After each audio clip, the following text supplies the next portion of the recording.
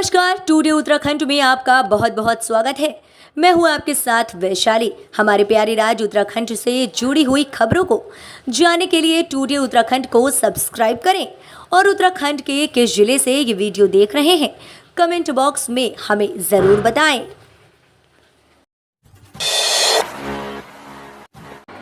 उत्तराखंड में निवेश करने वाले उद्यमी विकास के सारथी और प्रगति वाहक धामी। मुख्यमंत्री पुष्कर सिंह धामी ने business network international Dehradun BNI Doon के E3 एक्सपो बिजनेस कॉन्क्लेव कार्यक्रम में प्रतिभाग किया और वहां उपस्थित उद्यमियों का स्वागत करते हुए कहा कि उत्तराखंड में निवेश करने वाले उद्यमी प्रदेश के विकास के सारथी एवं प्रगति के वाहक है।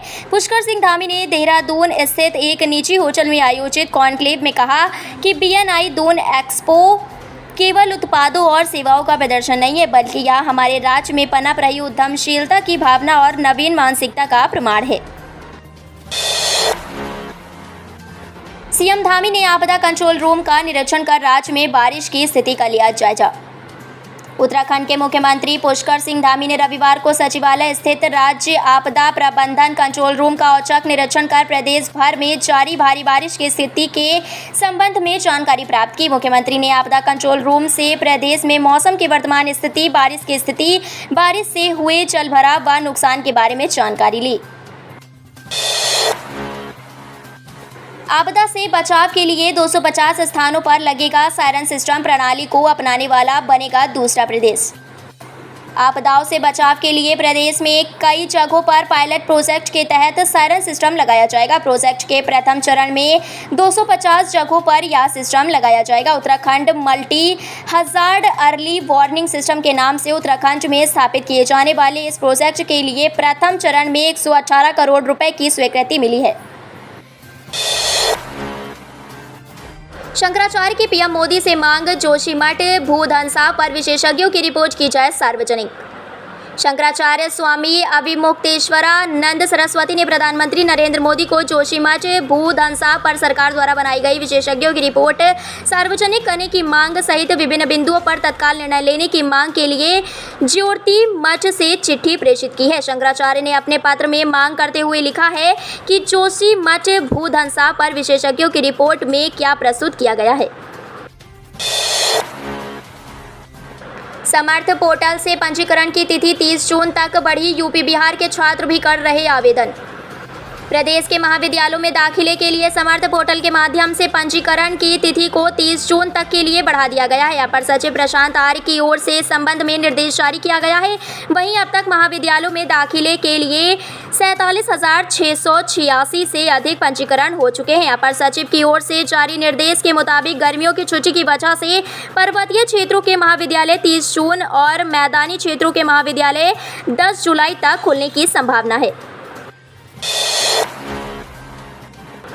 नैनीताल हाई कोर्ट ने दारोगा भर्ती प्रक्रिया पर लगाई 5 जुलाई तक रोक। UKSSC के रवैया से नाराज।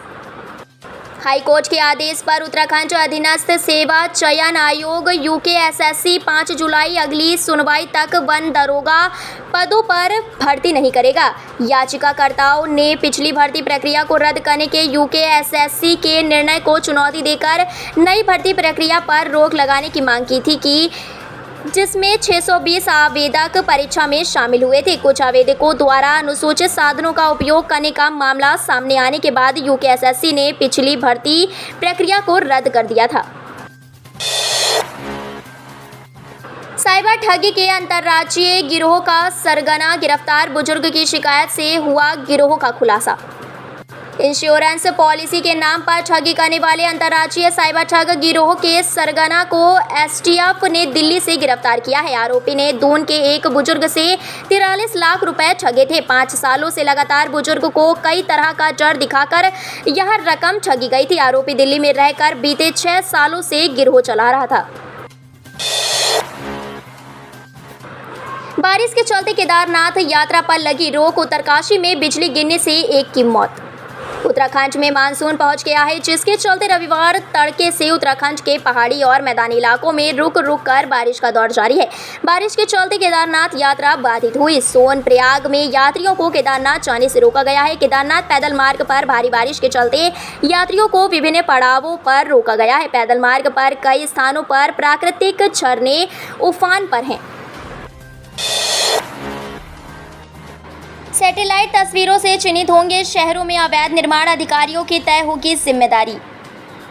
प्रदेश के शहरी क्षेत्रों में अब सैटेलाइट तस्वीरों से अवैध रूप से बने वाली कॉलोनियों व निर्माण कार्य चिन्हित किए जाएंगे। इसके लिए हर 3 महीने में सैटेलाइट तस्वीर ली जाएंगी। साथ ही संबंधित क्षेत्रों में तैनात प्राधिकरणों के नोडल अधिकारियों की भी जिम्मेदारी तय होगी। इस संबंध में अपर मुख्य सचिव आनंद वर्धन ने सभी विकास प्राधिकरणों को आदेश जारी किए हैं। जल्द हो फॉरेस्ट गार्ड की शारीरिक परीक्षा, वन विभाग ने लिखा आयोग को शेड्यूल जारी करने के लिए पत्र।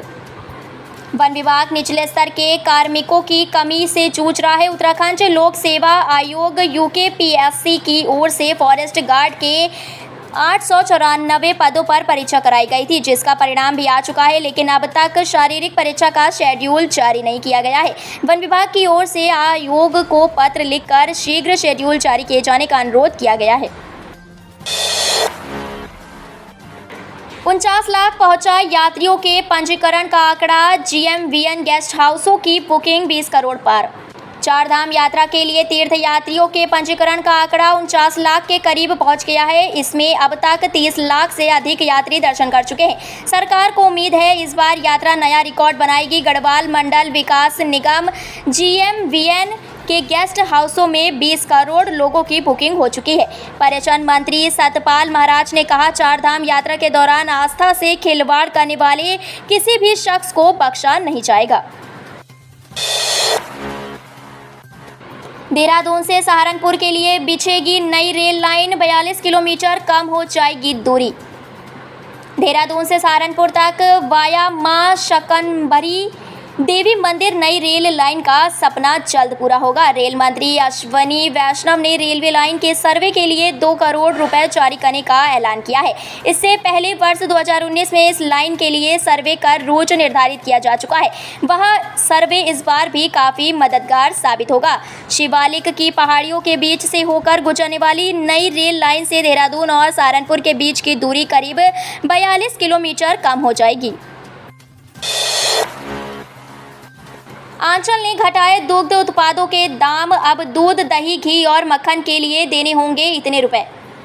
नैनीताल दुग्ध संघ द्वारा आंचल उपभोक्ताओं के साथ ही देश विदेश से आ रहे पर्यटन को दृष्टिगत रखते हुए आंचल दूध, दही, घी और मक्खन की दरों में कमी का निर्णय लिया गया है। इस दौरान दुग्ध संघ प्रबंध कमेटी ने जनपद में दुग्ध मूल्य प्रोत्साहन योजना के तहत वर्ष 2023-24 के लिए 17 करोड़ की धनराशि के सापेक्ष 8 करोड़ 35 लाख की धनराशि आवंटित किए जाने पर दुग्ध विकास मंत्री सौरभ बहुगुणा व मुख्यमंत्री पुष्कर सिंह धामी का आभार व्यक्त किया गया है। तो ये थी हमारे प्यारे राज्य उत्तराखंड से जुड़ी हुई कुछ खास और अहम खबरें। इस तरह के लेटेस्ट अपडेट पाने के लिए अभी सब्सक्राइब करें टुडे उत्तराखंड चैनल को